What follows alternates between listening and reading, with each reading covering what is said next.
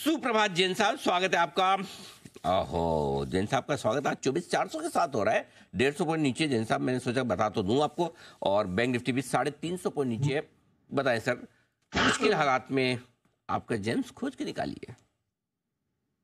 बिल्कुल बिल्कुल Anil ji, very good morning. और आज माहौल तो सुस्त है। इनफैक्ट पिछले कुछ दिनों से निफ्टी तो सुस्त था ही, भले हमारा स्मॉल कैप इंडेक्स चल रहा था, बट जो कल मैंने बोला कि कई बार ऐसा होता है कि इंडेक्स को भी एक साथ अपने आप को रिकैलिब्रेट करना पड़ता है, या तो स्मॉल कैप इंडेक्स को नीचे आना पड़ेगा या निफ्टी को आना पड़ेगा। तो यहाँ तो दोनों ही आ गए।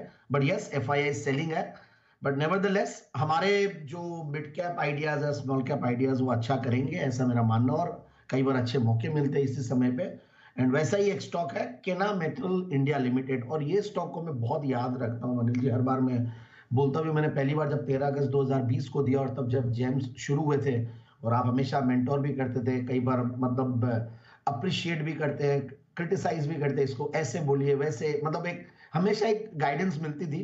और इस स्टॉक पे बहुत अप्रिशिएट किया था। और मेरा वो कोरोना पीरियड था, 5 अगस्त से लेकर 20 अगस्त तक मैं कोरोना में था। एंड ये जब स्टॉक दिया तो उस दिन सर्किट लगा था दोपहर में। So that was again a very good sign. बहुत मजा आया था इस स्टॉक को देने में। और आज भी वापस से जब मैं ये स्टॉक कवर कर रहा हूं, तो मुझे हर बार कॉन्फिडेंस आता है। और इस बार 1.25 साल बाद कवर कर रहे हैं। And quarterly results were very good during these years. मतलब 1.25 साल में 4 क्वार्टर जो गए लास्ट के, बहुत बढ़िया गए। 2023 सितंबर में 17 करोड़ के पैट से सीधा 25 करोड़ का पैट, और 14% के ऑपरेटिंग प्रॉफिट मार्जिन से 18% का operating profit margin, which is very good. और स्टॉक उस हिसाब से चला हुआ नहीं है। स्टॉक ऊपर से 3900 से अब हमें मिल रहा है 3100 रुपए पे। So which is again a good opportunity to enter. और टेक्निकली भी अपने 200 डेमाज के आसपास है, तो ये एक और इंपॉर्टेंट पॉइंट है। और बजट के आसपास, और जनरली मैंने स्टॉक को पहले भी दिया। और कैपेक्स का जो पुश है सरकार का, उससे बहुत बड़ा बेनिफिशियरी ये स्टॉक होता है। क्योंकि इस कंपनी के जो प्रोडक्ट्स है, मतलब एक तो 1938 से कंपनी कार्यरत है, स्ट्रॉन्ग पेरेंटेज है केना मेटल इनकॉर्पोरेटेड की, और बहुत ही स्ट्रॉन्ग हिस्ट्री है, बहुत ही अमेजिंग हिस्ट्री है। थोड़ा सा मैं उसके ऊपर भी बोलूंगा। बट यस, ये लोग स्पेशल पर्पस मशीन्स बनाते हैं, कार्बाइड टूल्स बनाते हैं, ऑटोमोटिव, डिफेंस, रेलवेज, इंफ्रा और जनरल इंजीनियरिंग सेगमेंट्स के लिए। तो यही समझ में आ जाता है, जैसे ही अब आगे आने वाले दिनों में कैपेक्स और बढ़ेगा इंफ्रा के ऊपर, जो सरकार का पुश है, और ये सारे सेक्टर्स को जिस तरीके से बजट्स एलोकेट हो रहे हैं, डिफेंस हो या रेलवेज हो, ऑटोमोटिव थोड़ा बहुत कम चल रहा है, बट ओवरऑल ये सारी चीजों में मुझे लगता है ये कंपनी बेनिफिशियरी रहेगी।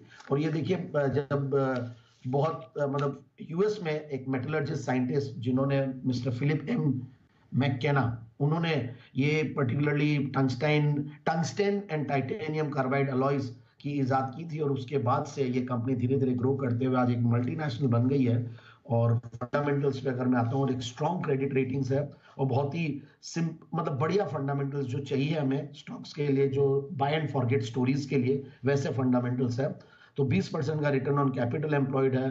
15-20% से कंपनी कंटिन्यूअसली ग्रो करती जा रही है। सेल्स भी 10 से 12% के लगभग ग्रो करती है। स्ट्रॉन्ग पियोथ्रोस की स्कोर है which is 8 and zero debt company है। और मैंने सितंबर क्वार्टर के रिजल्ट्स भी बताया। इन टीटीएम बेसिस पे हाईएस्ट लेवल प्रॉफिट्स पे कंपनी बैठी हुई है। और जब आपके पेरेंट्स के पूरे 75% की शेयर होल्डिंग है, तो F I eyes D eyes भी अच्छा खासा इसमें होल्ड करते हैं, करीब 14% के लगभग, विच इज अगेन वेरी इंपॉर्टेंट। तो ओवरऑल एक बढ़िया कंपनी, और मुझे ऐसा लगता है कि इन लेवल्स पे इस स्टॉक को ले सकते हैं 3530 के टारगेट के लिए। और वैसे it's a buy and forget story. All right, चलिए, तो केना मेटल बहुत ही दमदार फंडामेंटल्स हैं। खरीदारी की रिकमेंडेशन निकल कर आ रही है आज जैन साहब की तरफ से। 3530 तक ऊपर ये स्टॉक जाता हुआ दिखाई दे